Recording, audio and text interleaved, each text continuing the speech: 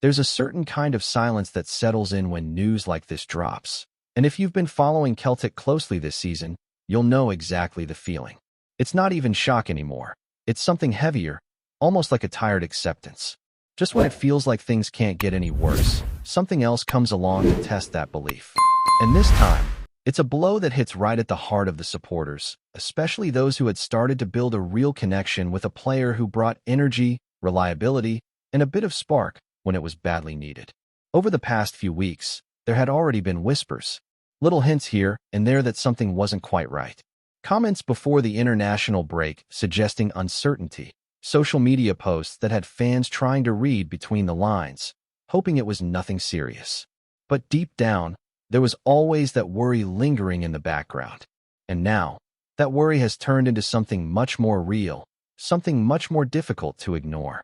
The reality is beginning to set in that we might have already seen the last of Julian Araujo in a Celtic shirt this season. And for many fans, that's a tough one to take.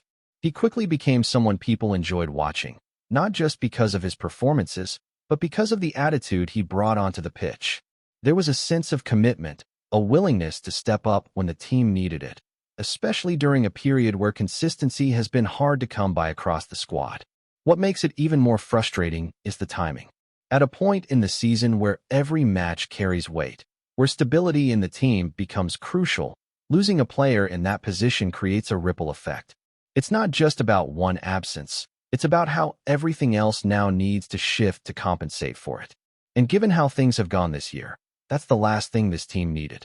The injury itself has now been confirmed as a quad issue, and the expected recovery time puts him out for around 7 to 8 weeks. When you look at that timeline, it paints a very clear picture. Even in the most optimistic scenario, you're talking about a return right at the very end of the season, and that's assuming everything goes perfectly with recovery.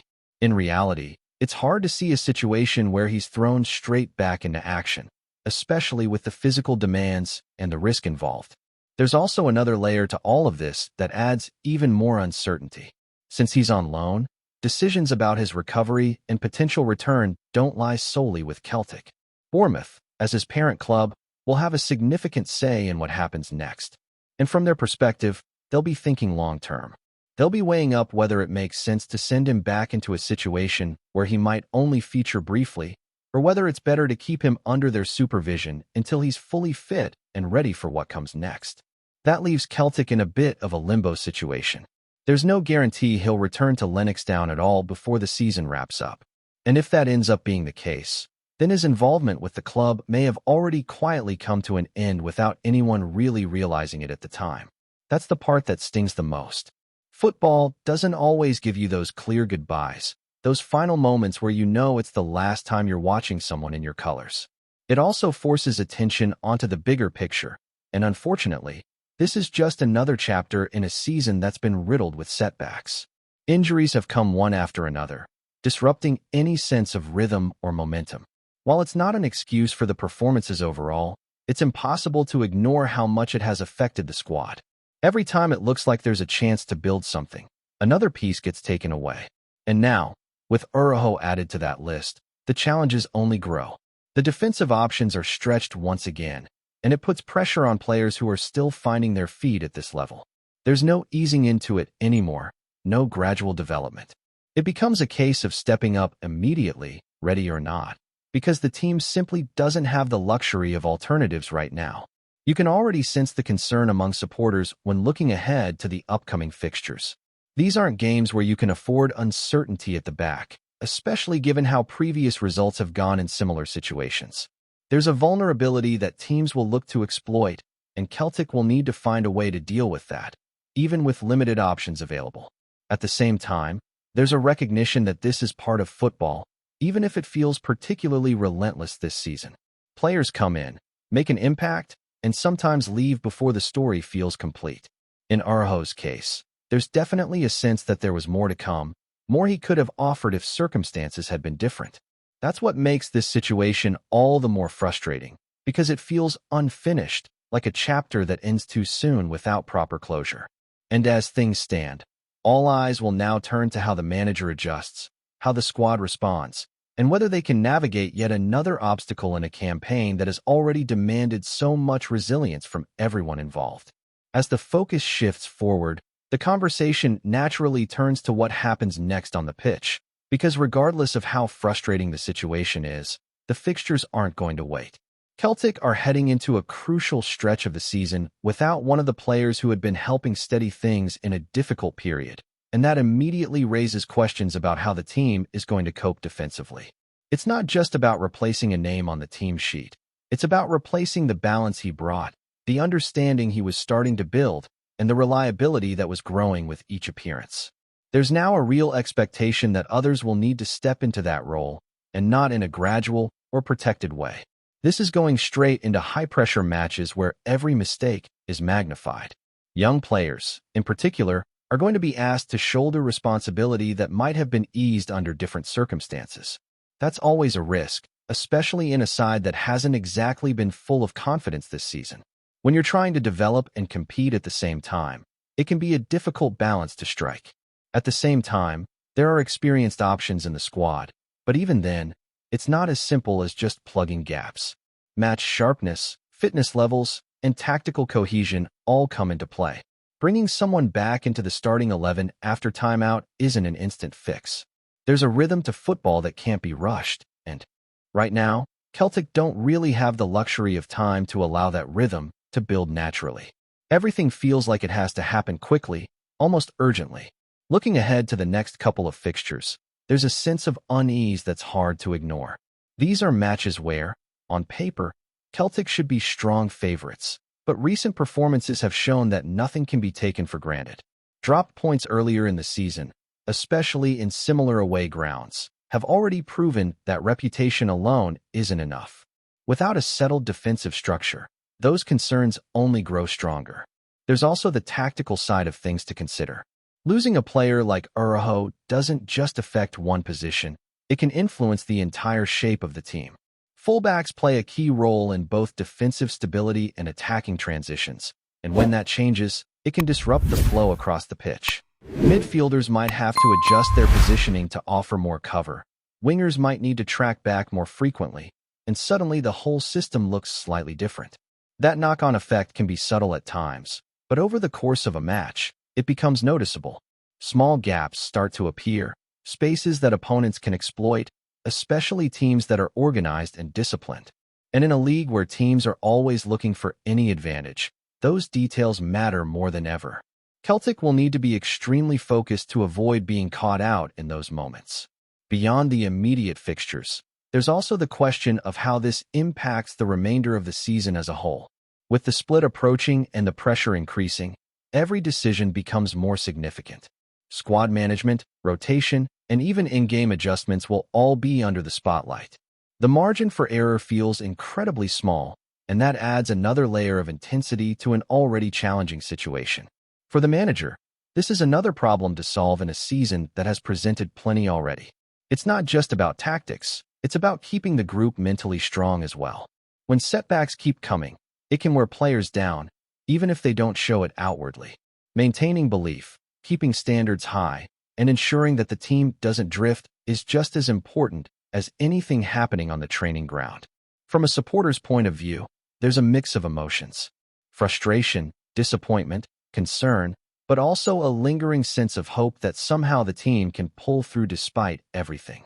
That's always been part of football, that connection between the team and the fans, especially during difficult times. It's not always logical, but it's there, and it plays a role in how moments like this are experienced. There's also an underlying curiosity about what the future holds for Araujo beyond this season. While now isn't necessarily the time to dive deep into transfer discussions, it's impossible to completely ignore the topic.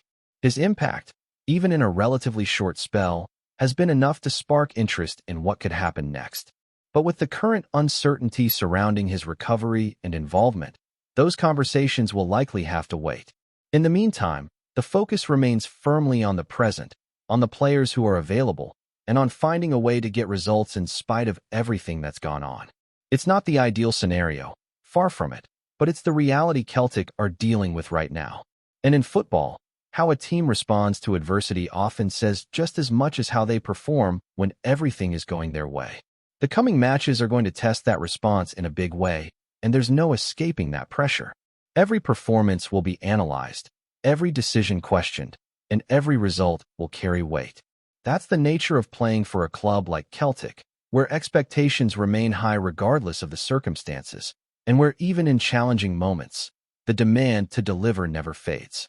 And within that pressure, there's a real spotlight on the defensive unit as a whole, not just the individual stepping in. Communication becomes absolutely vital now, especially when partnerships are being adjusted on the fly.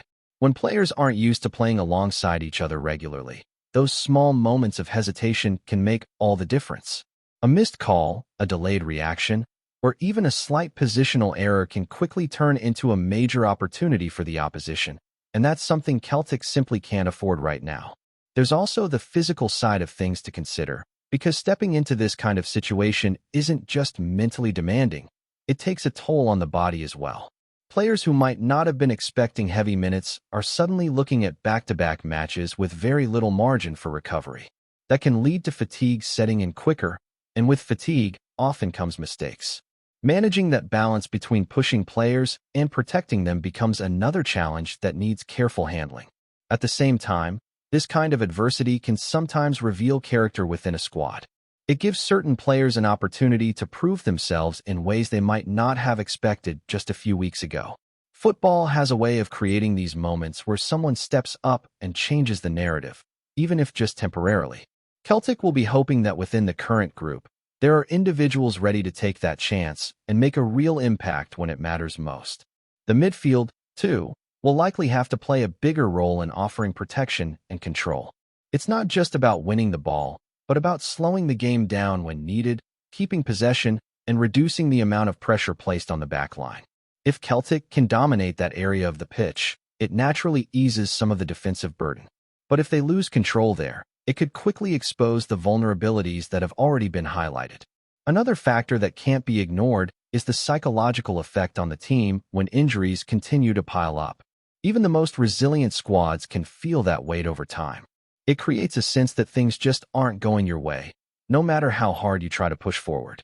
Overcoming that mindset requires strong leadership within the dressing room. Players who can keep everyone focused and driven despite the setbacks that keep coming. And as the next match draws closer, all of this builds into a feeling of tension mixed with anticipation. There's uncertainty, no doubt about it, but also an understanding that this is a defining period. How Celtic respond now, with the challenges in front of them, will shape not just the remainder of the season, but also the perception of this group moving forward as they continue to navigate one of the most demanding campaigns in recent memory. Before we proceed, subscribe to our channel and enable notifications to receive all exclusive news about Celtic FC. Don't miss any details about your favorite team. It's extremely important for Celtic FC fans. A storm has begun to brew in the Scottish football scene after a former referee, once a well-known figure in the corridors of authority, reportedly let slip some deeply unfavorable opinions about Celtic. The comments, not officially confirmed but widely circulated, have sparked intense debate among fans and pundits, with many questioning the intent behind such statements. According to sources close to the situation, the former referee didn't hold back, reportedly casting doubt on the style, culture, and even the way decisions tend to be made when club involvement is involved. While the exact words remain shrouded in speculation, those claiming to have heard the comments describe them as shocking and way beyond the pale. Naturally, Celtic fans reacted swiftly. Online forums and audience participation radio programs erupted, with fans expressing anger and disbelief that someone once charged with upholding justice in the game could harbor such strong opinions. For many, this raises uncomfortable questions about impartiality and whether past decisions can now be viewed from a different perspective. Others, however, urge caution. In the absence of clear evidence or an official statement, they warn against jumping to conclusions. Football in Scotland has always thrived on passion, but rumors like these can spread quickly, fueling narratives that divide more than they clarify. Within the sport itself, there is a growing sense that this could escalate if left unchecked. Calls for clarification, or even apologies, may soon emerge, especially if pressure continues to mount from fans and the media. For now, It remains a story fueled by whispers and misunderstood allegations. But in a country where football runs in the blood, even the slightest hint of controversy can resonate loudly. Regardless of whether there is truth behind the rumors or not, one thing is certain. The spotlight is firmly fixed on, and the noise is only getting louder. Hello, fan. Don't forget to like and subscribe to the channel, as it means a lot to Celtic FC. Also, share your opinion about the news in the comments below. See you in the next video.